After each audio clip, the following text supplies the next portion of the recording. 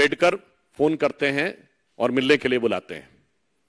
और उस किताब में लिखा है, मैं नहीं कह रहा हूं कि डॉक्टर अंबेडकर को कोट करते हुए वो लिख रहे हैं कि डॉक्टर अंबेडकर का कहना है कि आपके क्लाइंट सावरकर पर कोई केस नहीं बनता। फिर भी उसको लेकर जबरदस्ती उन्हें फंसाने का प्रयास किया जा रहा है और कैबिनेट के तमाम सदस्य इससे नाराज हैं।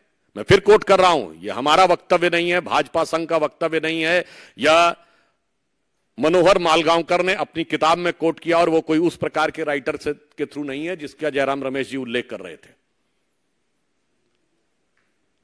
और सावरकर जी छूट गए।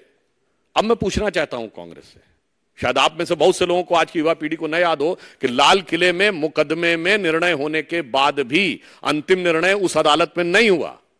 उस समय पंजाब हाई कोर्ट की जो बेंच थी शिमला, उसमें जाकर मुकदमा हुआ और फाइनल सजा वहां से हुई। पर नेहरू सरकार सावरकर जी के खिलाफ हाई कोर्ट में क्यों नहीं गई?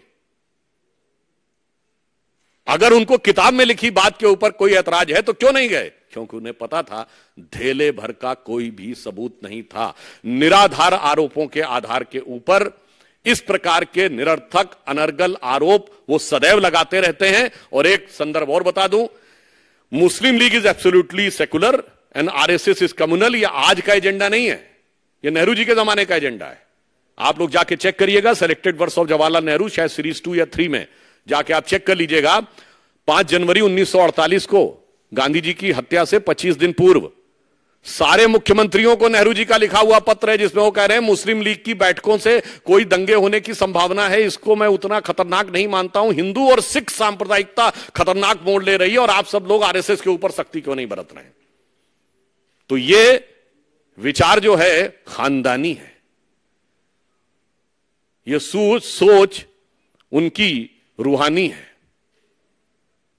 इसलिए मैं पुनः यह कहना चाहता हूं कि गीता प्रेस गोरखपुर के मुद्दे के ऊपर जिस प्रकार का चरित्र कांग्रेस ने दिखाया है, यह उनकी भारतीयता, भारतीय संस्कृति, हिंदू धर्म और स्वयं महात्मा गांधी जी के आदर्शों के प्रति अवमानना का स्पष्ट प्रमाण है। धन्यवाद।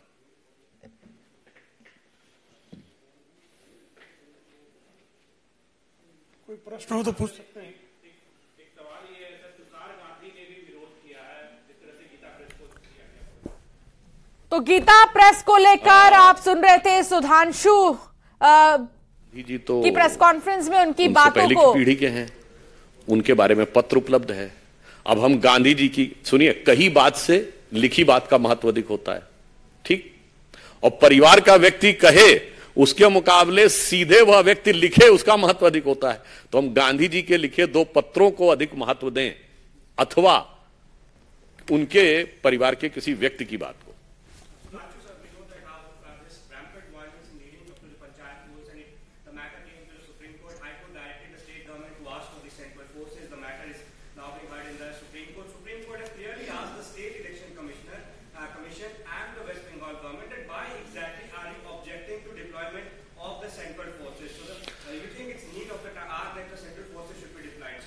जस्ट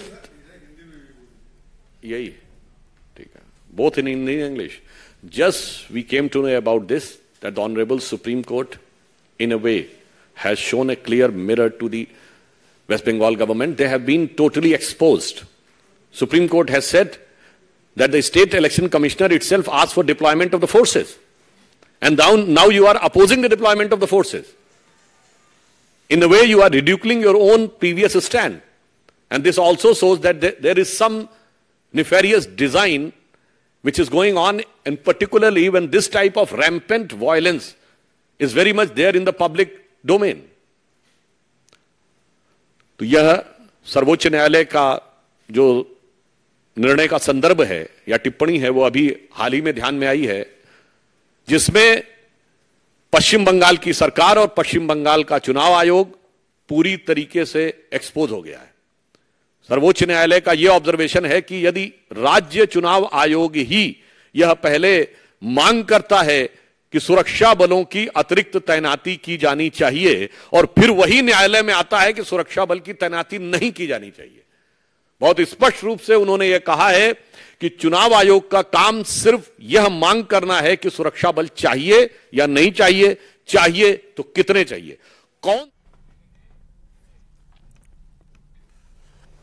और यहां रुकना होगा एक छोटे से ब्रेक के लिए।